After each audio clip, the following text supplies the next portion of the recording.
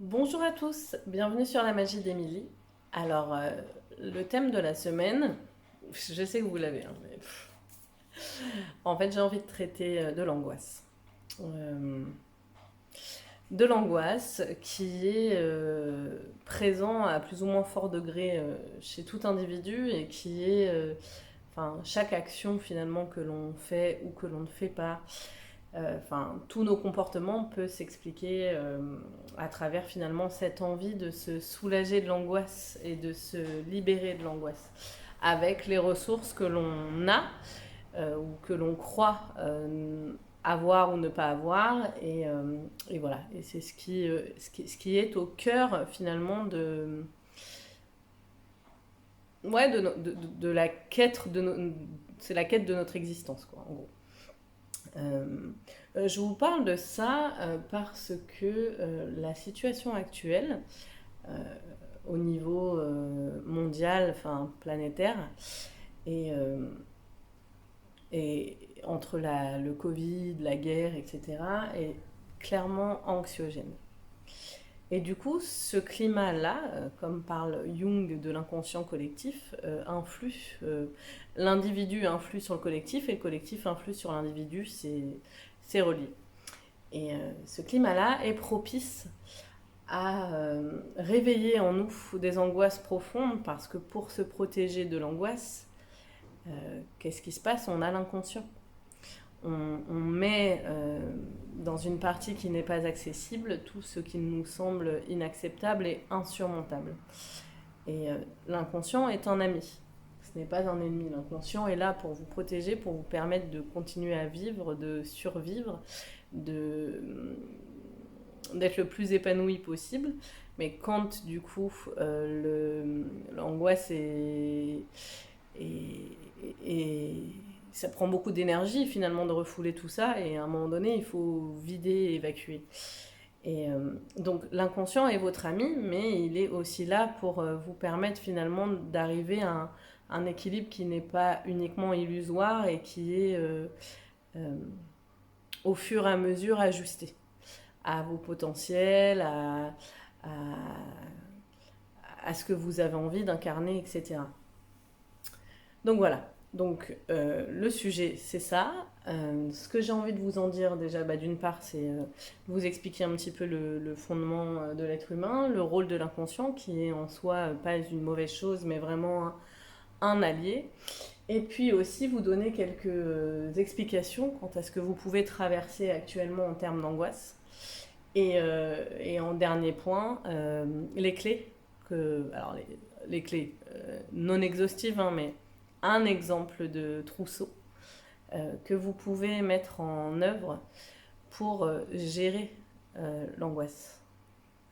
La première chose, c'est on ne choisit pas les situations qui viennent à nous dans nos vies, mais par contre, si on peut sélectionner les relations dans lesquelles on sait qu'on va être confronté à l'angoisse, il faut absolument se préserver actuellement de tout lien euh, compliqué, conflictuel. Euh, Quand je dis se préserver, c'est savoir poser des limites quand c'est possible, ne pas les entretenir consciemment et ouais, trouver sa juste place, quitte à même ne plus entretenir une relation si on estime qu'elle ne nous fait pas du bien. Et ça, peu importe le lien qu'on a à la personne. Hein. J'ai aussi envie de parler du conflit de loyauté euh, familiale hein, qui nous porte à croire que parce que ça fait partie de notre famille, même si c'est toxique, ça doit rester. C'est un point de vue que je ne partage pas du tout. Parce que ce qui est important, c'est votre paix intérieure et votre bien-être. Et que vous êtes responsable de votre partie de relation, mais pas de la partie de l'autre relation. Et que du coup, quand vous faites tout ce que vous pouvez pour faire évoluer une relation, mais que la relation n'évolue pas, on tourne du coup dans du sacrificiel quand on reste dans une situation qui nous maltraite, en fait, tout simplement, et peu importe le nom de la personne qui nous maltraite, papa, maman, tonton, tati et compagnie. Donc voilà. Donc déjà, la première chose, c'est ça, c'est de ne pas aller se rajouter dans des situations où on sait que on va s'en prendre plein la tronche. Donc ça, c'est la première chose. La deuxième chose, c'est si vous sentez que l'angoisse, elle est vraiment très forte, euh, euh, n'hésitez pas à prendre quelque chose pour vous calmer, que ce soit, je sais pas moi, si c'est des angoisses nocturnes, une veilleuse, si c'est des plantes, quelque chose qui vous apaise, quelque chose, un doudou, enfin, de mettre le paquet sur des outils qui peuvent vous permettre de vous sentir plus sécurisé.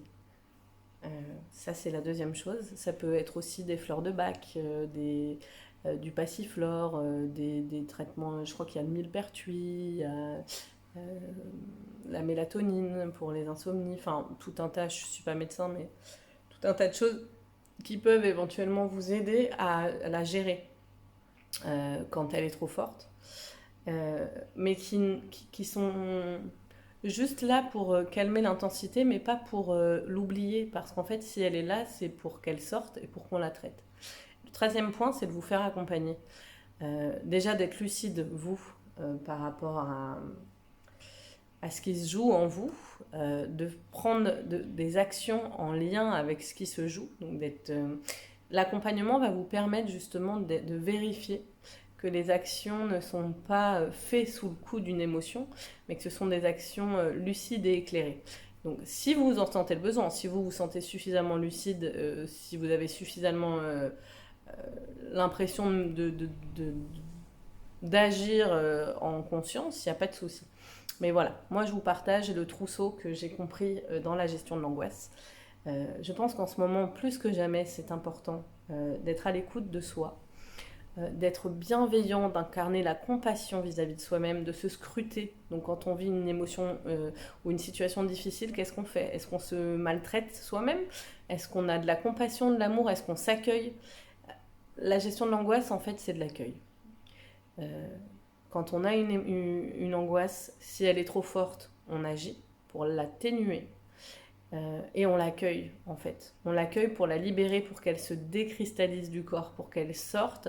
Et on agit de façon à ne plus laisser de situation euh, favoriser, en fait, l'angoisse dans la vie. Et pour ça, il faut s'entourer de personnes qui nous tirent vers le haut, qui sont bienveillants eux-mêmes. Mais pour attirer ce genre de personnes, il faut être bienveillant vis-à-vis de soi. Et c'est du coup le point de départ du parcours de vie où même si on a l'impression d'être bienveillant, quand on regarde, finalement on privilégie souvent l'autre à son détriment, où on est dur, sous couvert de perfectionnisme ou d'extrême exigence vis-à-vis de soi. C'était ce que j'avais envie d'aborder avec vous. Donc je vous invite à vous poser la question de votre posture vis-à-vis de vous-même et vis-à-vis des personnes qui vous mettent dans des situations compliquées. Comment traitez-vous votre angoisse et comment vous traitez-vous vous-même? Et qu'est-ce que vous faites du coup pour être en paix? Je vous souhaite une bonne journée et je vous dis à très bientôt.